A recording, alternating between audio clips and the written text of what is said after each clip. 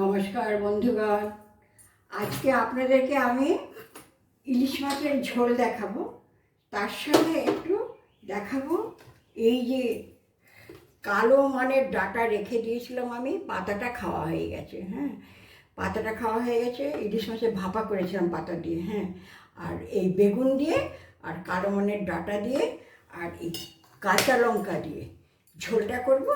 তার মধ্যে এই যে হাফ চামচ হলুদ আর হাফ চামচ লঙ্কার গুঁড়ো দেব, কিন্তু জিরে ধনে কোনো গুঁড়ো দেবো না, এখন দেবো না।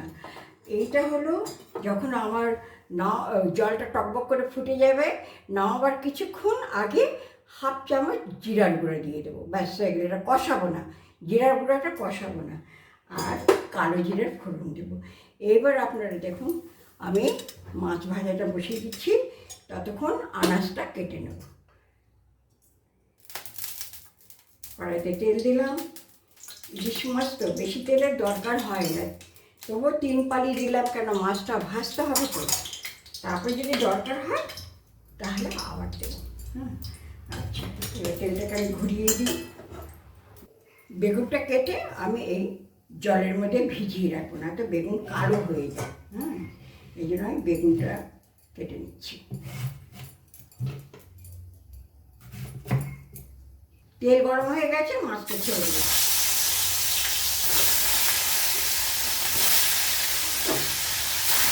ঠিক করে দিচ্ছি, আস্তে আস্তে ভাজা হোক, ততক্ষণ আমার বেগুনটা কাটা হয়ে যাবে।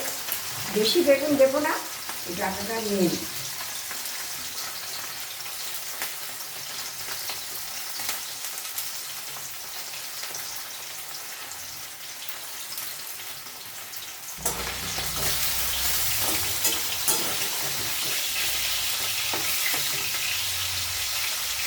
দুধমানটা আমি কেটে দিচ্ছি ভালো করে। মাছটা সিমে দিলাম কেন, কারণ মাছের পিসগুলো খুব মোটা মোটা, তাহলে ভাজাটা ভালো হবে। এই মাছ ভাজাটা আমি তুলে রাখছি।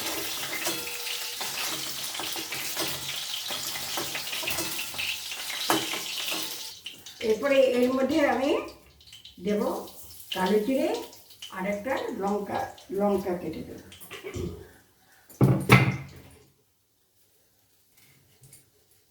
একটা কাঁচা লঙ্কা দিয়ে দিলাম ফোড়নে, কালো জিরে দিয়ে দিলাম। কালো জিরেটা ভাজা হয়ে গেল। এইবারে এই মশলাটা জলে গুলে আমি দিয়ে দেবো, জলে গুলে দিয়ে দেবো।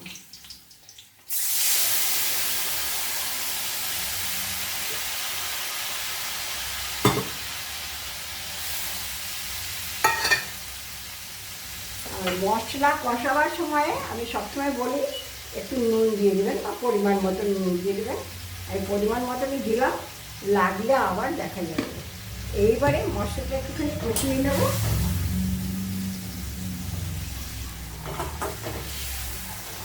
মশলাটা একটু কষিয়ে নেব, খুব বেশি কষাবো না। হালকা তেল ছাড়বে যখন, তখন আমি জলটা দিয়ে দেবো। হ্যাঁ, হালকা হালকা তেল ছেড়ে দিয়েছে, আমি জলটা দিয়ে দিলাম। ইলিশ মাছের ঝোলটা একটু পাতলা হলেই ভালো লাগে, তাই জন্য আমি অনেকটাই ঝোল দিলাম। আচ্ছা, এরপরে জলটা যখন টকবক করে ফুটবে, তখন আমি এই যে বেগুন আর এই কালো দুধমানের ডাঁটাটা দিয়ে দেবো। এবার আমি একটু ঢাকা দিয়ে রাখি। এই যে কটা কাঁঠালের বীজ ছিল, আমি ভাবলাম কি ঝোলে দিয়ে দিই, তাহলে খেতে ভালো লাগবে। হ্যাঁ,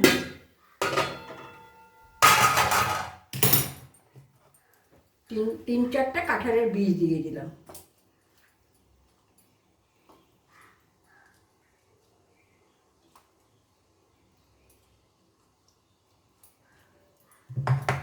এবার ঝোলটা ফুটে গেছে, ঝোল ফুটে গেছে। এবার আমি বেগুনটা দিয়ে দেবো।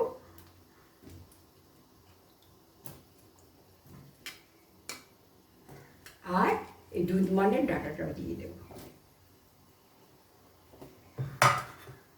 এবার ঢেকে দিলাম, আর একটু ফুটবে। তারপরে আমি এটাকে এই যে কয়টা কাঁচা লঙ্কা চিড়ে রেখেছি, কাঁচা লঙ্কা আর মাছ একসঙ্গে দিয়ে দেবো। ঝোল ফুটে এসছে, এবার আমি মাছটা আর কাঁচা লঙ্কা কটা, চেরা কাঁচা লঙ্কা দুটো কটা দিয়ে দিলাম। আচ্ছা,